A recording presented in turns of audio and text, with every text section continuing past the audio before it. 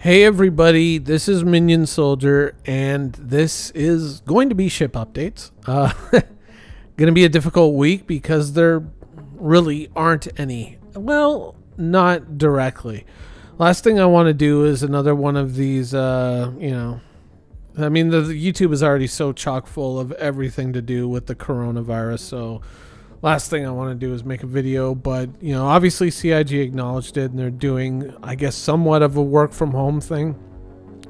Do I think that there's going to be an impact, realistically? For most staff, no. For the artists, possibly, because those workstations that they're working on are probably not all that portable. So there could be some issues there in getting that all set up and getting that working from home. Some people might think that they can do remote desktop. Not exactly sure. Remote desktop is usually a little bit clunky to work with.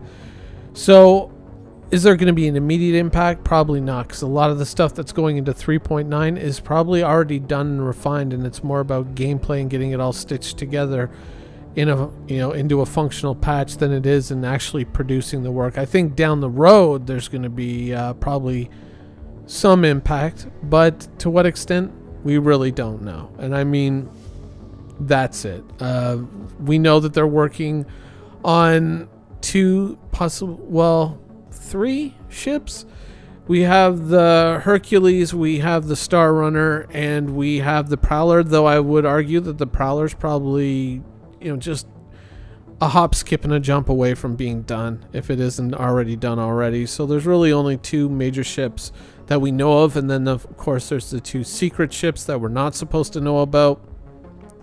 One of which I think is going to be a medium salvage ship, because recently CIG once again reaffirmed their desire to do salvage as the next career, and so I think that those two things are probably going to mesh up. That's kind of what I see going on. The impact is, it is going to be a wait and see thing, and that's going to be where the ball bounces. It's like a football. When someone's fumbled it, where exactly is it going to go? Everyone's scrambling, trying to figure it out, but no one really knows. But one of the things I kind of wanted to come back to was, recently we discussed the Idris. It was glorious to see the Idris coming to Star Citizen, though CIG did underline that it's only the exterior, it's not the interior. And some people might go like, oh my god, they're still not done the interior, but we've seen it, and we've seen it in so many things. I think that what's going on is that CIG is really just fine-tuning the interior of the Idris, and I think that I might have a reasonable guess as to what's happening. Certainly if you've seen the Squadron 42 vertical slice demo, for those of you who aren't familiar with it, of course this is the playthrough that we saw a couple of years ago now, where you walk up to Mark Hamill, he's like, who the hell are you? And then you go, oh, I'm your new co-pilot. He's like hell you are, and on and on and on. And then you go, you do a mission together, you travel through the coil, you go, you free the person from the prison or the the hideout, and it ends there.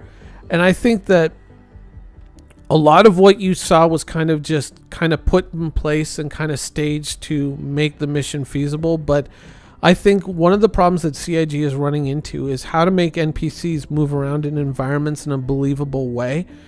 And certainly if you're playing around in the Star Citizen universe right now, you'll notice that while some of the NPCs do look like they belong in that place, a lot of them are kind of weird. And in a way that, from a critical point of view, I can't really put my finger on, but a lot of them, they just look like the kind of people that you might point out to security and say, you might want to keep an eye on that guy over there. And I'm not just talking about the ones who stand on chairs or the ones that stand bizarrely close to one another. It's yeah, I think that they're running into that problem. One of the big things in a Chris Roberts game, if you've ever played them, of course I never have, is he wants these environments to be real. He wants you to go and have interactions with the different characters on the ships. Certainly Wing Commander 3 and Wing Commander 4, you could wander around the ships and you could talk to the various crew members and have interactions with them.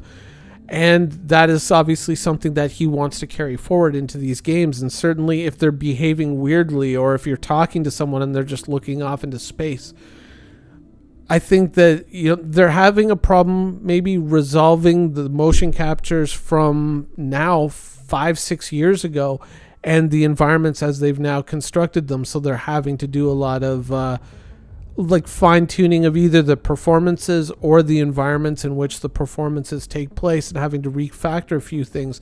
And I think that this is probably one of the areas that they're experiencing challenges. That, and of course getting OCS to work within the environments of the game, because even if you look at that vertical slice demo, traveling from the ship or the Idris all the way down to the surface of the planet and then presumably back again, you're loading into a lot of different environments. And so they're probably running into some difficulties with that, and not only making that work just within the constraints of one limited mission, but a broader array of missions. I think that what we are going to get, if we get something at the end of 2020, is not going to be a full Squadron 42 beta front to back. I think we're going to get a thin slice of maybe the first 5 or 6 missions that ends at sort of like a cliffhanger. Like you'll go into the coil and you'll find the OMC hideout, and then it'll be that hideout, the red one that we've seen of course in the trailers, so they won't be exposing anything new to us or anything that we aren't already prepared to see. And it'll just end on a cliffhanger. Like you'll turn to Mark Hamill and he'll be like, "Well, kid, I don't know what we're gonna do about this, but we better start shooting," or some kind of line like that, and that's gonna be like dun dun dun, and then wait for the full release. I think if we're gonna get anything in 2020, that's what we're going to get. And so I think that that's the reason why they're kind of holding back on the Idris interior, is because they're having to kind of move things around and kind of finagle things to try and fit into the environment as as the performance requires, but maybe not as the environment was built. There's probably a mismatch there. And certainly in general with NPCs, they seem to be mismatched with their environments, and not just in an aesthetic sense. When they do go and stand on chairs or stand on top of each other, you can see how they're really having problems getting them to interact naturally with their environment. And so that's probably part of it as well. Now, it isn't all doom and gloom, because there is an upside to this. If CIG is pushed into a situation where, let's say, some of the superfluous things have to be set aside for much more core and important things, sometimes adverse situations, certainly I'm sure that many people have examples of this in life, where you run into an adverse situation and an immutable fact, something that you can't evade, and it forces you to change and maybe make some positive changes in your life that otherwise you would have just carried on neglecting had this situation not presented itself. I'm sure many people have private examples of that type of situation, and maybe this could be a turning point for Star Citizen, where some of the superfluous and less critical things that seem to kind of eat up time are kind of pushed aside, and we kind of get down to, no, like we have a limited bandwidth, so to speak, of interacting with each other now to collaborate and get this project done. We gotta concentrate on the core concepts. And I'm sure you saw a movie and you want to have that thing in this now. No, we got to concentrate on the core game and getting it out the door. So it could be a positive impact. Sometimes terrible things,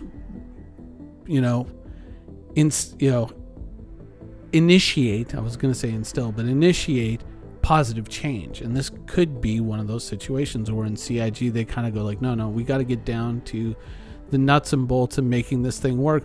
Could we still see a slice of a beta in 2020? It's possible. I kind of don't feel that it is, though. I mean, in all honesty, I'm kind of feeling June 2021 at this point. That's my kind of gut reaction to, or my kind of immediate, just June 2021 is kind of where I feel that this ball is going to land after it's done bouncing. But I mean, in a way, it could be the beginning of something positive. I mean, it's hard to see it now at the beginning, but yeah, it could turn out that way. It could force CIG to concentrate on what really matters. And I mean, the new personal interaction system, I'm reserving judgment on that. I have certain immediate gut reactions to that as well, but I'm going to wait and see how that works out in the game. But overall, it could be a positive thing. It could be a positive change, and it could kind of help push the things that need to be pushed ahead and set aside all the bullcrap that really in the end doesn't matter. In the end, I would rather have, a nice beta, or at least a slice of a beta that kind of shows off the game and shows off its potential in a very positive way, rather than delaying a beta another 6 months because, the liquid in my whiskey glass doesn't look exactly right. So let's go back to square one, Tough to say, once again, when you see these shows, inside Star Citizen, and here we are on the outside of Star Citizen looking in at through the very little windows that we still get to peek through. That's kind of what I see, and kind of what I see happening over the next year. So, yeah, well, it's going to be interesting to see how CIG rolls with these punches. Anyways, that's the show for today. Unfortunately, I wish there was ship stuff. I really, really do. But as far as I've seen so far into the day, now that I have to stop and actually render this, that's what I saw. I hope you guys enjoyed it, and thanks for watching.